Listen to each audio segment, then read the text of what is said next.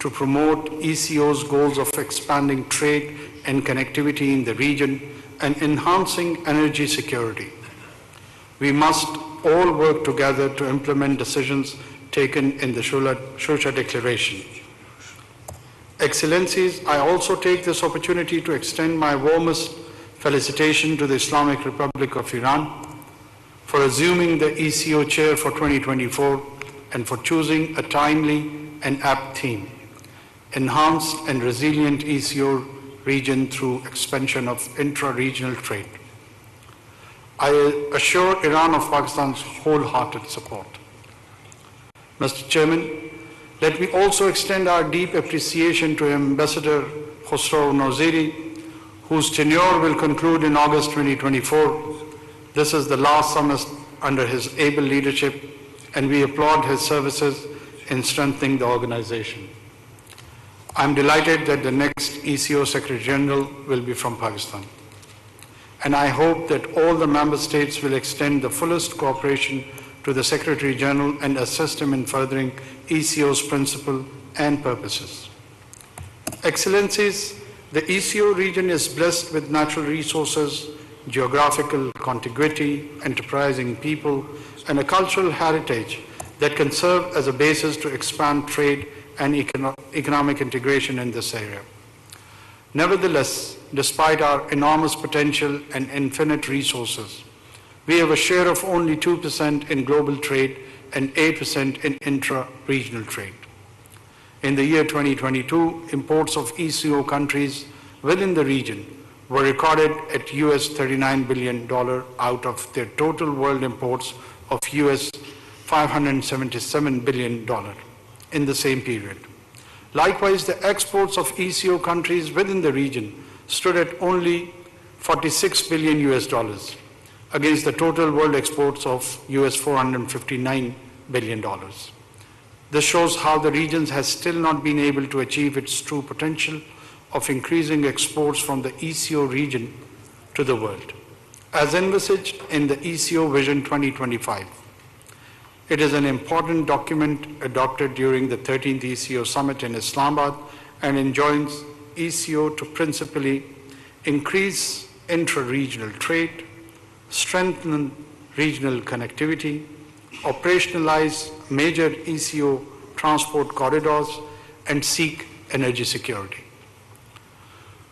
We must deliberate as to how we can expand our share in global and intra-regional trade, become more competitive, reduce barriers to promote trade integration, develop infrastructure across the ECO region, have environmentally sustainable policies, and reduce poverty. There are lessons to be learned from the countries that have miraculously reduced poverty and used regional economic integration as a vehicle in a short span of time. Mr. Chairman, we are all aware of the significance of trade and the need for an integrated system of communications and transport in promoting trade. Corridor-based approach adopted by the ECO to maximize its potential was a step in the right direction. Transport Framework Agreement, as well as Fund for TTFA's implementation, envisage the following corridors: KTAI, Kyrgyz Republic, Tajikistan, Afghanistan, Iran; ITI, Islamabad, Tehran, Istanbul; KTI, Kazakhstan, Turkmenistan, Iran; and PIT, Pakistan, Iran, Turkmenistan. Such corridors would lead to greater connectivity among the member states and usher in an era of massive economic growth in the region. Excellencies, reoperationalization of Istanbul-Tehran-Islamabad corridor has been a significant development. To speed up progress, Pakistan is upgrading its rail and road infrastructure to facilitate further flows of goods to our neighbors and beyond. Moreover, in order to enhance intra-regional connectivity, it is imperative that more border crossing points in the ECO region are notified as TIR stations so that trade operations are facilitated. The successful realization of the aforementioned projects would encourage us to spread and link up with other corridors in the region and beyond. More importantly, such ventures will facilitate an enabling environment for the private sector to widen business and investment opportunities. Excellencies, ECO Trade Agreement quota is a landmark preferential trade arrangement. Pakistan attaches great importance to its early implementation. We urge all member states to sign a quota and thus help promote regional trade expansion. I would also like to highlight the latest development in the investment landscape of Pakistan. The Government of Pakistan has established a special investment facilitation council that will serve as a single window platform for multi-domain cooperation in 5 key sections, including agriculture, defense production, IT, energy, and mining. Headed by the Prime Minister's office, all state institutions that are involved in trade and investment are brought together under the SIFC umbrella. This body has the mandate to give directions to any government institutions and ensure policy continuation and execution.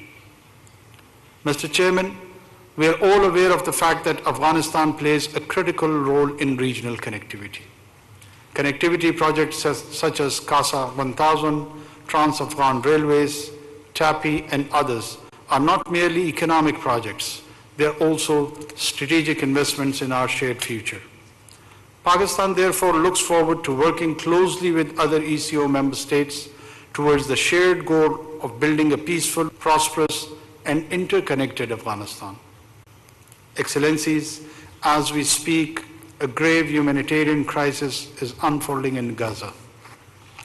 The incessant and lethal bombardment of Gaza by the Israeli forces is a deplorable act which calls for international condemnation. This issue needs to be addressed in accordance with the relevant UNSC and OIC resolutions. I urge all ECO member states to push for a ceasefire in Gaza, support the call for provision of humanitarian assistance, and rally efforts to hold Israel to account. Let me also highlight here the Indian atrocities being inflicted upon the people of Indian illegally occupied Jammu and Kashmir.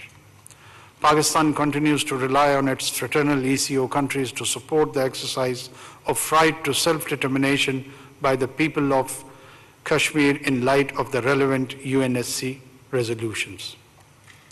Excellencies, the perilous issues of growing intolerance, xenophobia, and violence on the basis of religious identity, which are endangering the region, also demand our due attention. I urge the ECO member states and international community to work together to build political and legal deterrence against the abhorrent rise of Islamophobia while fostering mutual respect, interfaith harmony, and peaceful coexistence. Excellencies, Pakistan reiterates its firm belief in ECO's founding values, as well as its commitment to ECO Vision 2025. Let's make ECO an organization not just of words, but of action, not just of commitments, but implementation. It is crucial for us to work collectively and diligently to realize the goals and objectives of the organization. In this regard, accelerating reforms to make ECO more vibrant and efficient is of pivotal importance. Our region, if well connected, can bring colossal economic and peace dividends for our people. I'm confident that with our shared commitment and coordinated efforts, we can realize the true potential of this organization.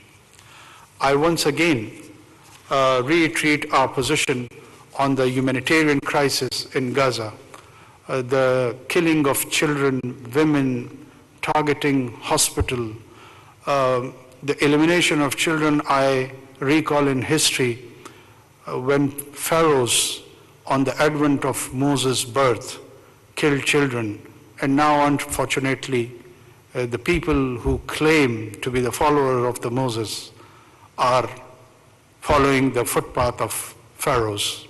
Pakistan strongly condemns this.